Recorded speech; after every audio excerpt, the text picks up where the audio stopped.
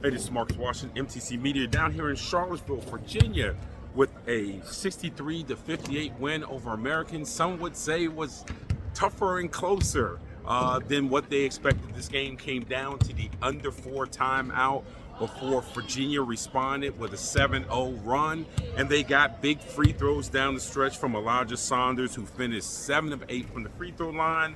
He had a 21.8 rebound game, leading Virginia to the win. Coming off that tough Memphis loss for American, I tell you what, this is a big difference than what we saw in Carolina, where they lost by over 50 points.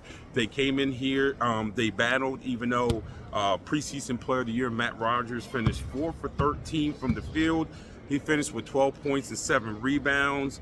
Matt Mayock, steady as always, 16 points and 5 rebounds. And Colin Smalls, who went on a heater early in the second half that ended up giving AU the lead, finished with 12 points on just 4 of 13 shooting, 3 of 10 from the three-point line. So one of the things I found interesting, we talked so much about Virginia's offensive philosophy, but I'll tell you what, they do get some good looks, especially when they can get feet in the paint or the ball touches the paint.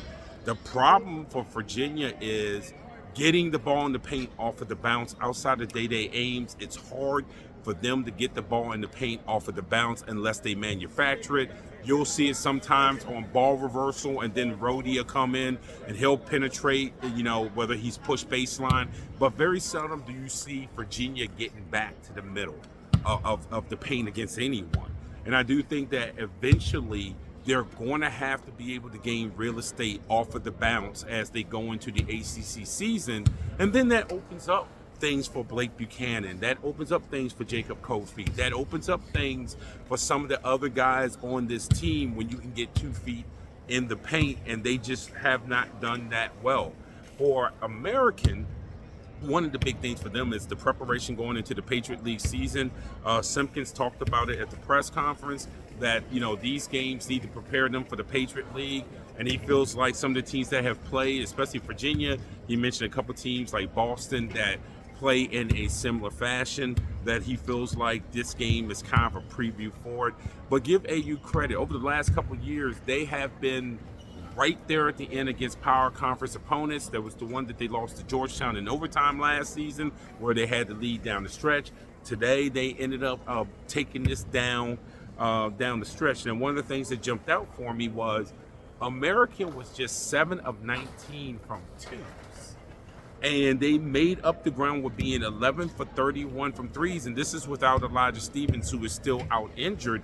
The idea that weaponizing the three is keeping schools like AU in the game. And frankly, some of the better teams, especially in the ACC, they are shooting their field goal attempts 40% and above are coming from the three-point line.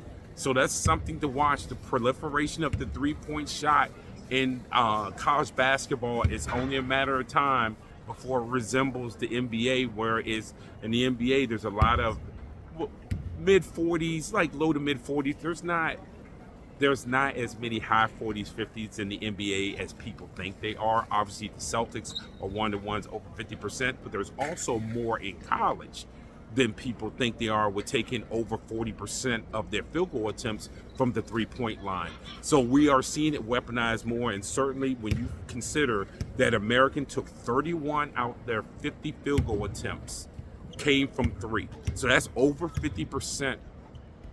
Yes, that's over 50% of their three-point attempts came from the three-point line. So for those who say I don't watch the NBA because there's too many threes, well, I don't know what you're going to do, because college is going down the same line there. So good.